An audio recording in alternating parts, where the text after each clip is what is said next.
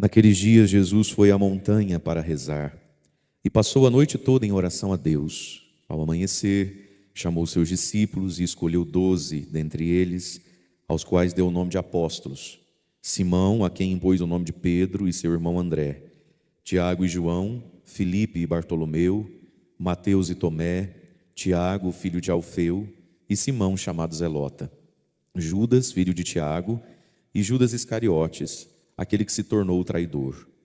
Jesus desceu da montanha com eles e parou num lugar plano. Ali estavam muitos dos seus discípulos e grande multidão de gente de toda a Judéia e de Jerusalém, do litoral de Tiro e Sidônia.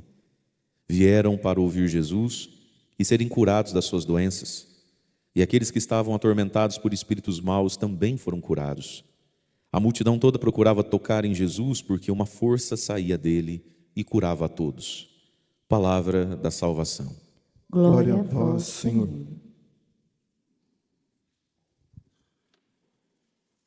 Meu retorno aqui, aumenta só um pouquinho no retorno, por favor. Irmãos e irmãs, a igreja celebra hoje, então, a memória, a festa de São Simão e São Judas Tadeu. São Simão e São Judas Tadeu eram da família de Jesus, da parentela de Jesus. Então, quando lá no Evangelho a gente escuta assim que em Nazaré Jesus não fez milagres porque eles não tinham fé, obviamente não se refere a absolutamente todas as pessoas. Em Nazaré alguns tiveram fé, tanto que dos apóstolos, 3 vão ser da parentela de Jesus, entre eles São Simão e São Judas Tadeu. São Judas Tadeu é para nós o que ficou, para a tradição cristã inclusive, né, mais famoso, e tem tantos devotos, tantas igrejas dedicadas a ele, como a nossa capela São Judas Tadeu. Aqui na nossa cidade temos lá a missa à noite também em honra ao nosso padroeiro. E nós sabemos pela tradição que esses dois, São Simão e São Judas, morrem mártires por amor a Cristo, ao Evangelho, na Pérsia. E São Judas morre, né, a golpes de machado. E tudo isso para olharmos, irmãos e irmãs, e entendermos o mistério dessa voz que ressoa e se espalha em toda a terra. Coisa que nós cantamos no Salmo, o Salmo 18, versículo 5. Seu som ressoa e se espalha em toda a terra. A voz de Deus ressoa e se espalha em toda a terra. Em todo coração, em toda consciência, em toda a alma humana. Mas essa voz, primeiro precisa ser escutada. Por muito tempo na vida, talvez, a gente passou sem ouvir essa voz, esse ressoar de Deus. Ou não identificou em muitas coisas, em muitos fatos, em muitos sentimentos, que aquilo ali era a voz do Senhor ressoando. Então a misericórdia de Deus, por ação do Espírito Santo, em determinado momento, usou de algo ou alguém como que para traduzir aquela voz que para nós era como ouvir chinês, a gente não entendia nada. E ali o Evangelho, Deus, Jesus, fez sentido na nossa vida. Uma vez que a gente entendeu a voz que ressoa, a coisa não está pronta. É preciso agora a caminhada e a conversão, para não terminar como Judas Iscariotes. Quando aqui São Lucas faz a lista dos 12 eleitos e escolhidos, vai falando o nome de todo mundo, e diz assim por último então: e Judas Iscariotes, aquele que se tornou o traidor. A gente não sabe como foi a vida de Judas Iscariotes, nem a vida de Judas Tadeu, antes desse dia aqui. Se eram bons homens, se eram mais ou menos, ou se eram pecadores. Jesus tinha até mesmo como que predileção pelos pecadores. Fato é que nesse dia, e já há algum tempo, porque eles já andavam com Jesus há algum tempo, a voz de Jesus, a voz de Deus ressoou na inteligência, na alma e no coração deles. Fato é que na vida de Judas Iscariotes, essa voz que ressoou, no fim, não adiantou de nada, ou pior que isso, a quem muito foi dado, muito será pedido. Diante de Deus, Judas Iscariotes não é qualquer um. Ele é alguém onde a voz ressoou e foi traduzida. E mesmo assim, ele se transformou, aquele que se tornou o traidor. Aquele que veio a trair a Cristo e se condenou por isso. Portanto, irmãos e irmãs, bendito e louvado seja Deus pela voz de Deus que ressoou em nós, foi traduzida dentro de nós. Mas agora a gente tem um caminho, não é, de conversão na nossa vida, de persistência, de perseverança, nessa voz que ressoou. E quando a voz de Deus ressoou em cada um de nós, cada um sabe a dor que sentiu e o desafio diante do qual foi posto. Hoje nós queremos nessa missa rezar pela alma do nosso amigo, do nosso irmão Misael Binatti, que enfrentou uma grande batalha, né? Mas louvado Deus também, porque em outubro, novembro do ano passado, né, naquele nosso acampamento que tivemos, que ele participou, foi tão visível para todos um ressoar da voz de Deus dentro dele, né, que com certeza redimensionou muita coisa na consciência, no coração, na vida, na história dele. E aí olha só como são as coisas, nessa coisa misteriosa chamada providência de Deus, que é o modo como Deus dispõe os fatos da nossa vida para além do nosso alcance. Estava reservado para ele um ano bastante difícil, né? E já como que o fim da vida dele. A voz ressoou lá naquele sítio. Quem estava lá viu, né? Naquela noite, diante do Santíssimo, ressoou muito forte dentro dele a voz de Jesus. E ele foi muito corajoso e muito humilde para aceitar aquilo que Cristo pedia dele naquela noite. E louvado seja Deus porque ele aceitou. Porque a vida é assim, a gente não sabe se a gente tem próxima chance para fazer as coisas certas, a gente não sabe se a gente tem próxima chance para reconciliar o coração com pessoas. E a vida dele, né, foi marcada depois por esse câncer, que vem tão rápido, tão fulminante, e o leva. Portanto, irmãos e irmãs, cada um de nós, quando ouviu o ressoar dessa voz, se viu diante de um apelo de Jesus, de um convite de Jesus, mais doloroso ou menos doloroso, mais desafiante ou menos desafiante, mais humilhante ou menos humilhante, como às vezes ter que se reconciliar em público com alguém. Cada um de nós sabe o que a voz de Deus pediu, mas nenhum de nós sabe quanto tempo a gente tem para andar nisso, ou para corresponder a isso, né? E a gente quer hoje oferecer essa missa pedindo a misericórdia de Jesus, para Ele que o acolha e dê a Ele a salvação, dê à família, aos amigos o consolo. Mas fica para nós um grande exemplo, a voz de Deus ressoa, apela. Às vezes a gente vem diante de Deus para pedir, e Ele permite que seja assim, né? Deus é mais esperto do que nós, usa de muitas coisas para nos atrair a Ele, até mesmo os nossos pedidos. Mas quando a gente chega de verdade perto de Deus, é Deus quem pede. É Deus quem pede. Ser cristão não é pedir a Cristo as coisas. Ser cristão é dar a Cristo o que Ele pede, né? E todos nós somos convidados a isso, para que a gente possa, queridos, fazer parte da igreja. Nós celebramos hoje então 2 apóstolos. Jesus escolheu, diz o Evangelho, 12 homens. Passou a noite toda em oração a Deus. Foi à montanha para rezar, passou a noite toda em oração a Deus. Ao amanhecer, chamou os seus discípulos, um grupo grande de pessoas que iam onde Jesus ia, que já eram identificados inclusive publicamente como do grupo de Jesus, vamos colocar assim, da igreja de Jesus. E dentre esses ele vai escolher 12, depois de ter passado uma noite toda em oração. Portanto, meus irmãos, os 12 apóstolos são um desejo de Jesus. Esses 12 apóstolos que fazem alusão às 12 tribos de Israel, o novo povo de Deus que se dá agora pela fé. A igreja é um desejo de Jesus. A igreja nasce de uma noite toda em oração. Vai ser santificada no sangue da cruz, mas ela nasce de uma noite toda de oração. Portanto, a igreja visível, a igreja enquanto estrutura, os 12 apóstolos, portanto, a visibilidade do sacerdócio é um desejo de Jesus. Esse número 12 aqui. Tanto que Judas Iscariotes, no fim da vida, quando se suicida porque traz Jesus, faz o que faz, de imediato, lá em Atos dos Apóstolos, diz que os outros 11, liderados por Pedro, vão escolher a Matias para recompor esse primeiro 12. Portanto, meus irmãos, a nossa salvação passa pela pertença, pela comunhão com a igreja. Sem a igreja não há salvação. Fora da igreja não há salvação. E só é salvo aquele que, de algum modo, às vezes de um modo talvez muito ignorante e distante, é alcançado por alguma comunhão com a igreja. Por isso, de novo, a quem muito foi dado, muito será cobrado. Tem pessoas que não estão em comunhão com a igreja porque nem têm oportunidade disso. Deus é quem julga essas coisas e consciências. Mas muitos tiveram tudo e têm tudo para estar em comunhão com a igreja e escolhem como traidores ficarem do lado de fora. E aí então vem a carta de Paulo para a gente entender isso. Efésios capítulo 2, a partir do versículo 19. Irmãos, já não sois mais estrangeiros, nem migrantes soltos no mundo. Quem somos nós? Mas concidadãos dos santos, sois da família de Deus. O batismo nos dá uma identidade, o batismo nos dá uma nacionalidade, vamos dizer assim, né? O batismo nos dá dupla nacionalidade. Olha o que está dizendo Paulo. Vocês são, independente de onde morem, concidadão dos santos do céu, sois família de Deus. Aí versículo 20, Paulo vai dizer para nós: vós fostes integrados no edifício que tem como fundamento os apóstolos e os profetas e o próprio Jesus Cristo como pedra principal. Paulo aqui então está usando uma imagem para dizer o que aconteceu com você e comigo do dia em que a gente foi batizado e o que acontece conosco quando a gente se mantém na graça do nosso batismo, que só é rompida pelo pecado mortal. Olha o que diz Paulo: naquele dia do nosso batismo, e a cada dia em que a gente professa a fé, o que está acontecendo conosco? Ó?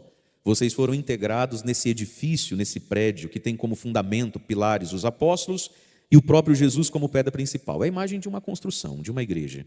O que somos nós? Uma lajota, um tijolo disso tudo aí que está sendo erguido. Nós somos integrados ali, né?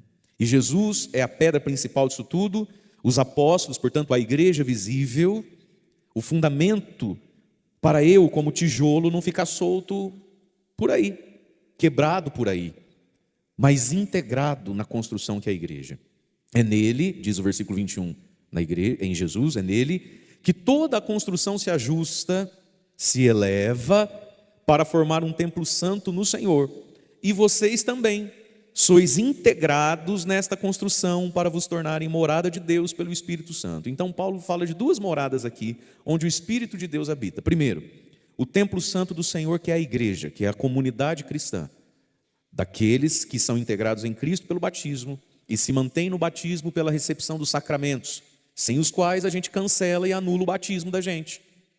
Aí ele diz: feito esse templo santo no Senhor, que é a igreja de Deus, que tem por fundamento os apóstolos, vós também, versículo 22, integrados nessa construção, para vos tornardes morada de Deus pelo Espírito. Portanto, o segundo templo sou eu, o segundo templo é você. Somos moradas de Deus para o Espírito Santo habitar. Agora, quem é que é morada de Deus? Quem está integrado no edifício que tem por fundamento os apóstolos. Portanto, meus irmãos, o Espírito Santo e ser morada do Espírito Santo só é possível se nós estamos integrados na igreja.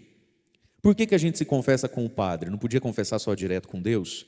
Entre tantos motivos pelos quais a confissão precisa ser com o sacerdote, também porque Jesus o quis assim, é tão óbvio no Evangelho de São João, mas entre tantos motivos, um deles é que quando a gente peca contra nós mesmos, cometi um pecado contra mim mesmo.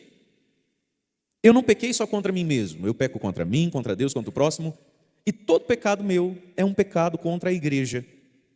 Porque eu só sou morada de Deus, eu só tenho o Espírito Santo, porque eu fui por primeiro integrado no corpo de Cristo, que é a igreja. Quando a gente peca contra a comunidade, a gente peca contra a igreja. É por isso que daí então, na hora de se reconciliar com Deus, eu preciso me reconciliar com a igreja. E a igreja é visibilizada pelos 12, pelos sacerdotes de Cristo, pelos 12 apóstolos e os seus sucessores, que são os bispos. E o padre, o sacerdote, participa do sacerdócio do bispo. Portanto, todo pecado nosso é um pecado contra a igreja. Alguns é visivelmente contra a igreja, sobretudo quando é o pecado do escândalo. Sobretudo quando é um pecado que faz, às vezes, quem é um blasfemador, quando é um pecado que às vezes faz alguém que é alguém avesso à fé, apontar o dedo e dizer: ah lá, ó, vive ou vivia na igreja. Então, o pecado do escândalo contra esse prédio santo que é a igreja, que tem por fundamento os apóstolos, e que por fundamento da sua fé colocaram o seu próprio sangue. Portanto, irmãos, quando a gente peca contra a igreja, a gente peca contra o sangue dos apóstolos. Quanto custou a igreja? Quanto custou os fundamentos da igreja? Toda obra tem um custo, né? Tem um custo a estrutura, tem um custo as paredes, tem um custo a cobertura, tem um custo os acabamentos. Quanto custou o fundamento da igreja? O sangue, a cabeça, o corpo esquartejado dos apóstolos, e depois de todos os mártires. É contra esse sangue, é sobre esse sangue que às vezes a gente está cuspindo, escarrando. Porque nós estamos em comunhão com a igreja, nós somos membros da igreja. E aí então, voltando para o evangelho de hoje. Jesus então rezou, escolheu 12, e por óbvio não errou em nenhum. Não é como nós, né? Quem vê cara não vê coração. Às vezes a gente faz umas apostas bem erradas na vida, né? Mesmo tendo rezado, a nossa capacidade de inteligência ela é limitada. Às vezes o nosso discernimento é influenciado por questões particulares nossas. Enfim, a gente pode apostar errado em pessoas, isso acontece. Mas Jesus não padecia desse mal, né? Na sua santidade e divindade, humano e divino, divino e humano, Jesus não errou com Judas Iscariotes. Ele acertou com todos. Mas vamos ao evangelho, então, quando diz que ele escolhe os 12. E aí então, quando ele desce da montanha, versículo 17, Jesus então desce da montanha, e ele já tinha escolhido os 12, São Lucas nos deu o nome dos 12, e disse ali então Judas, filho de Tiago, que é o nosso Judas Tadeu, o nosso querido, o que deu certo, o santo, Judas Tadeu, e Judas Iscariotes, aquele que se transformou no traidor. Aí eles descem da montanha, e esses 12 homens vão escrever uma história, e nós vamos aqui então nos ater a 2 deles, o Judas Tadeu, o Judas Iscariotes. E eu queria convidar você a gente tentar fazer um raciocínio juntos, para tentar entender o que aconteceu de diferente no Judas Tadeu e do Judas Iscariotes, porque o final da vida dos dois é muito diferente. Um entra para a história como uma desgraça, como um traidor. O outro entra para a história como um santo das causas impossíveis. Os dois são chamados por Jesus no mesmo dia, têm o mesmo nome. O que será que aconteceu no meio do caminho? Por que será que os dois começando no mesmo ponto, por que será que um dá tão certo e o outro dá tão errado? Vamos tentar fazer um exercício aqui, intelectual, teológico, antropológico, vamos usar das nossas próprias experiências. Quem sabe a gente chega em alguma coisa que nos ajude. Jesus escolhe então os 12, versículo 17. Jesus desceu da montanha com eles, os 12, os famosinhos agora, os queridinhos da panela, e parou num lugar plano. Ali estavam muitos dos seus discípulos, e grande multidão de gente de toda a Judéia, Jerusalém, Tiro e Sidônia. Então vamos parar aqui um pouquinho. Vamos imaginar essa cena. Quando Jesus desce com os 12, tem um grande número, um grande grupo de mulheres, mas também de muitos homens, que queriam muito estar entre aqueles 12, mas não foram chamados. Então aqui já começou a rolar ciúme, fofoca, inveja e intriga. Aqui eu acho que muitos ou alguns desses discípulos que não passaram na peneira das 12 vagas, eu acho que um ou outro também nunca mais voltou.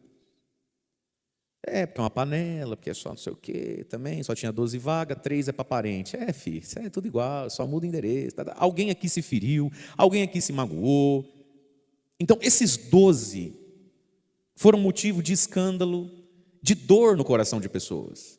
Tinha gente ali que vendia a mãe para estar no lugar de Pedro, Tiago, João, do Judas Tadeu e do Judas Iscariotes. E não estava, não foi chamado. Vamos aumentar um pouco a cena. Eles estão ali então, mas a grande maioria continua com Jesus. Só que continuam sem título, sem nome. Qual Judas? O Judas lá dos apóstolos, o Judas lá da capela, o Judas lá da igreja. Agora, muitos desses outros continuaram andando com Jesus e não ganharam esse título da igreja. Ficaram anônimos, ficaram ali mais um na multidão. Tanto é que ele vai dizer, muitos dos discípulos e uma grande multidão de gente, que não tem nome, é um monte de seu Zé e Dona Maria, que estão ao redor de Jesus. E eles vêm de todo lugar, Judéia, Jerusalém, Tiro e Sidônia. Versículo 18, comigo a gente está tentando entender o que será que aconteceu com o Judas Iscariotes e o que será que aconteceu com o Judas Tadeu. Versículo 18. Vieram esse monte de gente sem nome, sem título, esse monte de gente não importante, vieram para ouvir Jesus e serem curados das suas doenças.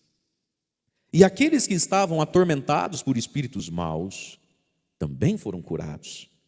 E a multidão toda e os endemoniados tudo queria tocar em Jesus. Agora aqui vamos lá então. Talvez o que tenha acontecido de diferente entre o Judas Tadeu e o Iscariotes tenha sido o efeito colateral da escolha. Quando São Judas Tadeu é escolhido, ele deixa de ser qualquer um. Judas Iscariotes deixa de ser qualquer um. E quando a gente é escolhido, quando a gente ganha um adesivo, quando a gente ganha um título, quando a gente ganha alguma distinção e relevância social e ou eclesial, a gente ganha uma máscara para vestir. A gente ganha um personagem para defender. E aí vamos lá. Judas Iscariotes era o quê? Ladrão. Qual era o ponto fraco de Judas Iscariotes? O dinheiro. Lá no Evangelho de São João, pelo meio do Evangelho, São João já escreve assim, é que Judas Iscariotes era ladrão e roubava a bolsa das coletas, das ofertas que eram dadas para Jesus. Era Judas o responsável e ele afanava, ele pegava, sempre ele enfiava a mão e tirava algo para ele. Portanto, Judas Iscariotes tinha um ponto fraco, que era dinheiro. Mas esse não foi o maior problema dele. ele anda com Jesus, ele é escolhido por Jesus. E quem é Jesus? Jesus é um homem que acolhe todo mundo, perdoa todo mundo, reza por todo mundo que vai até ele, que se expõe a ele. Portanto, o problema de Judas não é que ele tinha um problema com dinheiro, porque, vamos lá, quem me garante que São Judas Tadeu não tinha um problema com dinheiro também? Quem me garante que São Judas Tadeu não tinha um problema com a ira, com a timidez ou com mulher? Quem me garante? Não sei. A gente sabe que ele virou santo. Mas do que ele foi curado nesse caminho para ser santo, a gente não sabe. A gente sabe o que Judas Iscariotes não foi curado. E não foi curado por quê?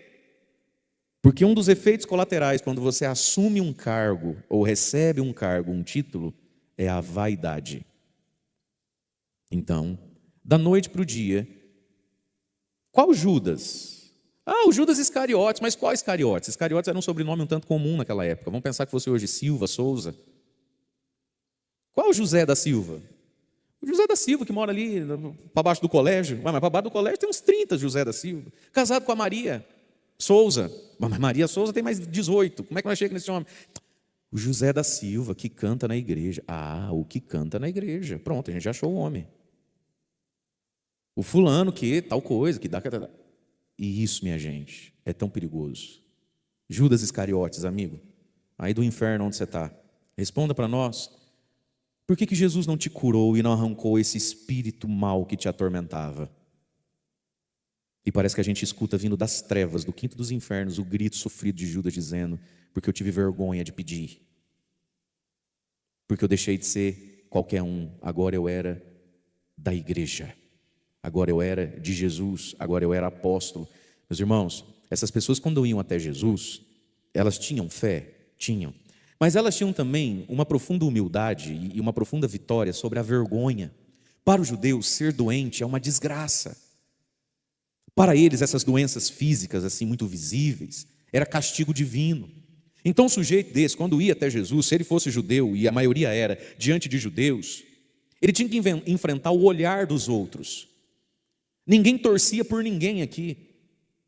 O olhar condenatório dos outros, porque se você está arrastando essa perna, se você está corcunda, o homem lá, o hidrópico, se você tem essa barriga imensa, essa mão imensa estufada de ar, alguma coisa você fez. Deixa eu até desviar, porque lá vem um impuro. Portanto, essas curas que aconteciam ao redor de Jesus, é um ato de fé das pessoas? Claro que é, mas é um ato de profunda humildade de quem está rompendo com a vergonha e com o olhar dos outros. E os endemoniados? Como é que São Lucas sabe que tinha gente ali atormentada por espírito mau? Porque uma pessoa que está sendo atormentada por espírito mau, ela dá chilique, ela passa vergonha. Aquele instante onde a pessoa está no chão, abre o olho e volta. Eu quando eu vejo, já tenho dó. Deve dar uma vergonha, né? A pessoa abre o olho e fala assim: meu Deus do céu, o que será que eu fiz? O que será que eu fiz? O que será que eu falei? Onde é que eu estou? Não é assim? Aquela vergonha, eu gritei, eu espumei pela boca, o zóio virou para trás, igual no filme do Exorcista, eu falei o nome que não devia aqui, eu confessei pecado em voz alta, o que aconteceu comigo? Não tem lá no Evangelho, às vezes, em que Jesus chegava num lugar e o sujeito sentadinho ali, os exorcistas dentro da sinagoga, Jesus chega, o sujeito está ali, foi participar das rezas lá, como ele ia toda semana, de repente começa... Que vergonha, meu Deus! Portanto, meus irmãos, talvez a diferença entre São Judas Tadeu e São Judas Iscariotes foi que possivelmente São Judas Tadeu lidou melhor com o título que recebeu e não perdeu a intimidade com Jesus, nem a humildade com Jesus. Quem nos garante que um dia que Judas Tadeu não chamou Jesus de canto e falou: Senhor, tem uma coisa muito chata para te falar, mas eu preciso da sua ajuda. E abriu para Jesus uma miséria, um pecado dele. E quando a gente faz isso com Jesus, Jesus faz o que com a gente? Mete o pé na nossa bunda? Claro que não. Só que Judas Iscariotes não fez isso. Ele mentiu e escondeu quem ele era o tempo todo. E quem mente e esconde o tempo todo termina como? Como Judas Iscariotes terminou. Judas, amigo, você acha que se você chama Jesus de canto e fala assim: Senhor, o senhor tem 5 minutinhos para mim? E você senta com ele e fala para ele que já tem algum tempo que você tem roubado ele. Jesus ia fazer o que com Judas Iscariotes? Mas Judas preferiu defender a imagem. E tem 2 tipos de cristão indo para o inferno ao defender a imagem. O da hipocrisia, o da mentira, a gente bate o olho, jura que é santo quando não é. Porque tem vergonha. O que o padre vai pensar de mim? Segundo ponto. Segundo que está indo para o inferno também por causa de defender a imagem. É aquele que quando descoberto no pecado, termina de se afundar nele e resolve pagar de autêntico. Conhece? Tem bastante. A comunidade descobriu, ele mesmo descobriu, coitado, que ele não é santo ou virtuoso como achava que era. Aconteceu. O que faz agora? Resolve ser autêntico. Resolve viver do pecado mesmo. E quando não, pôr isso de modo visível, como se feliz estivesse. É os dois tipos de lidar do jeito errado com a vergonha interior do próprio pecado. É os dois jeitos de se condenar. Portanto, minha gente, o que condenou Judas Iscariotes não foi o dinheiro que ele pegou. Foi a falta de humildade dele diante do vício do dinheiro. Por quê? O que vão pensar de mim? Fosse Judas Iscariotes, olha o que eu vou dizer aqui, hein?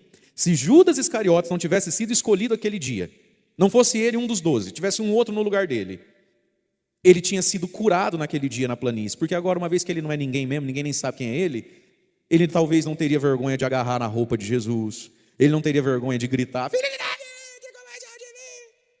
E talvez quantas vezes Judas Iscariotes não quis dar esse grito, mas o que vão pensar de mim? Não é assim? Portanto, meus irmãos, a gente precisa tomar muito cuidado com isso. Às vezes alguns de nós, talvez, por muito pouca coisa, por muito pouco título ou muito pouco cargo, nunca mais se confessou na vida.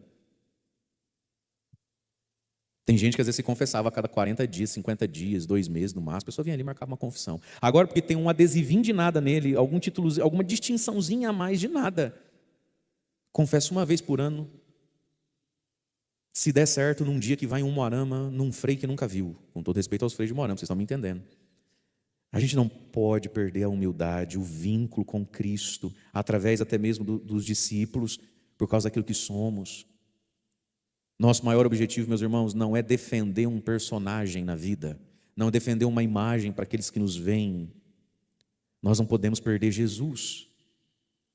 E quantas graças e bênçãos às vezes estão sendo desperdiçadas porque a gente se sente alguém.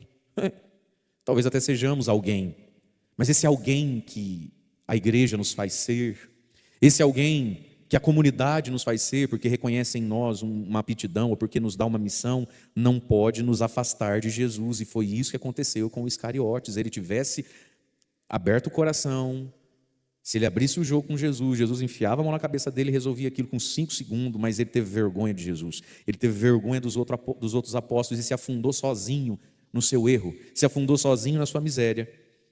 Judas Tadeu possivelmente foi diferente de Judas Iscariotes, mais humilde, mais acessível, mais aberto, e se tornou então um grande santo. Após o Pentecostes, quando os discípulos vão em sua maioria cada um para um canto do mundo, ele tão longe vai que a gente sabe tão pouco dele. A gente sabe muito pouquinho da vida dele, quase nada da vida dele. Um homem que, antes de ser mártir, praticamente desaparece, por amor a Jesus.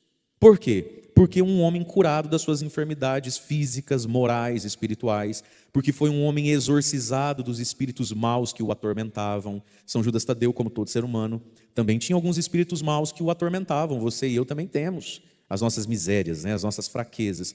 Mas Jesus nos toca, nos limpa, nos liberta. Agora, para isso, tem que encarar a vergonha, Para isso, tem que passar nesse funil da humildade. Para isso, tem que entender que, antes de tudo, eu sou filho de Deus. Que, antes de tudo, Jesus me amou. Aí sim, eu também sou padre. Aí sim, você também está em situação. E essa vitória, meus irmãos, essa libertação do nosso ego, da nossa imagem, não é coisa simples. Para alguns é mais difícil do que para outros. Mas é possível, a gente precisa experimentar isso na nossa vida. Esses nossos títulos, eles podem verdadeiramente nos afundar. Essas nossas boa fama, essa nossa boa fama pode verdadeiramente nos afundar na vida, nos isolar, nos distanciar da graça mesmo de Deus. E todo mundo experimenta isso, porque todo mundo tem um ego dentro de si, eu também tenho. Esses dias eu até brincava, está ficando tão difícil para mim confessar. Às vezes vai num lugar, vai no outro, pregar mais longe, tudo. Você chega lá antes, você sente, acho que eu queria me confessar, antes de fazer isso, tal, enfim. Aí você chega, às vezes, quase sempre, tem sempre um padre, Aí você chega, eu queria... Padre Mário, te escuto todo dia, meu irmão, deixa eu te dar um abraço. Aí o padre fala assim, posso tirar uma foto com o senhor? Eu falo, pode, vamos tirar uma foto. Aí você fala assim, para esse padre, que eu vou mandar lá para o povo da minha paróquia, tudo seu fã. Aí você pega e vira para você, Ah, obrigado, o senhor tem 2 minutinhos, eu queria me confessar. Sim, claro, claro. Esses dias um até nem escondeu o prazer de, sim, tipo, opa, sabe aquela curiosidade, né? Que será que confessa? Confessa igual vocês, a mesma coisa.